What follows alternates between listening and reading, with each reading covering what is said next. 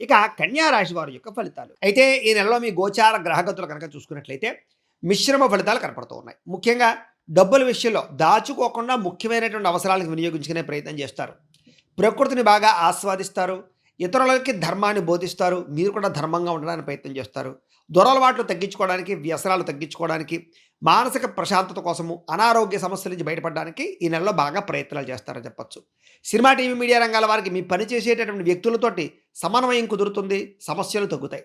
అలాగే తల్లిదండ్రుల నుంచి ఆస్తులు సంక్రమించడం, కోర్టు వివాదాలు పరిష్కారం అవడంతో పాటుగా అనేక రకాల సేవా కార్యక్రమాల్లో పాల్గొనే అవకాశాలున్నాయి.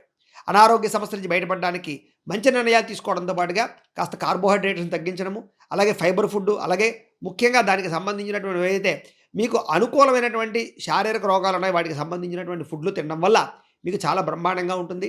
అలాగే ఏదైతే దీర్ఘకాలిక రోగాలు ఉన్నవారు కూడా మితాహారాన్ని తీసుకోవడం వల్ల, వ్యాయామం చేయడం వల్ల కూడా మీకు ఈ నెలలో రోగాలు తగ్గుముఖం పట్టి అనుకూలమైన వాతావరణం కనపడుతోంది.